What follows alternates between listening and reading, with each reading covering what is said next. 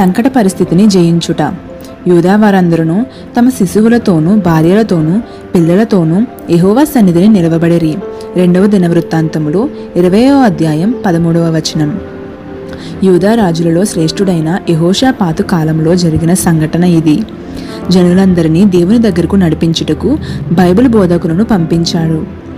ఒకసారి మోయాబీయులు, అమ్మోనీయులు రాజ్యము మీదికి దండెత్తి వచ్చినప్పుడు రాజు యెహోవా యొద్దకు జనులను రప్పించాడు. రాజు మొదలుకొని శిశువు వరకు ప్రజలందరూ యెహోవా సన్నిధిని నిలవబడినారు. ఎంత గొప్ప విశ్వాసము! ప్రజలందరూ యెహోవా సన్నిధిని నిలవబడగా ఆ దినమున గొప్ప విజయము కలిగినది. సంకట స్థితిలో అతడు జనులందరినీ యెహోవా సన్నిధికి సమకూర్చాడు. ప్రస్తుతము దక్షిణ భారతదేశంలో క్రైస్తవ సంఘము సంకట స్థితి గుండా వెళ్ళుచున్నదని నేను భావించుచున్నాను. కమ్యూనిజం, నులివెచ్చని స్థితి వ్యాపించుచున్నాయి. మనమంతా యెహోవా ముందు సమకూడాలి. ఇలాంటి సంకట స్థితిలో చెడుగును అరికట్టుటకు దేవుడు సహవాసాన్ని వాడుకొనుచున్నాడు.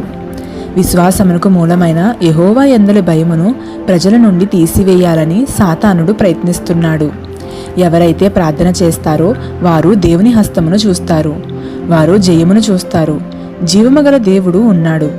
యూదా వారందరూ భార్యలతోనూ పిల్లలతోనూ యవనస్తులతోనూ యెహోవా సన్నిధిని నిలవబడ్డారు. అలాగున దేవుని సన్నిధికి ప్రజలందరూ నడిపించడం అంత తేలిక కాదు. ఆ కాలంలో రవాణా సౌకర్యములు లేకపోయినను అందరూ దేవుని సన్నిధికి సమకూడి వచ్చారు.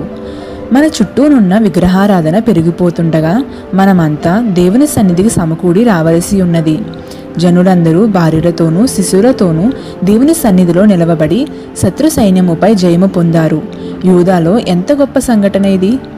మనము కూడా జయించగలము. సంఘములు క్రిందికి దిగజారిపోకుండా మనము చూడాలి. యెహోషాపాతు మంచి విశ్వాసము గల రాజైనను ఒక గొప్ప పొరపాటుతో తన స్వంత ఇంటిని కూల్చివేసుకున్నాడు. అతడు దుర్మార్గుడైన అహాబు రాజుతో వియ్యమందాడు.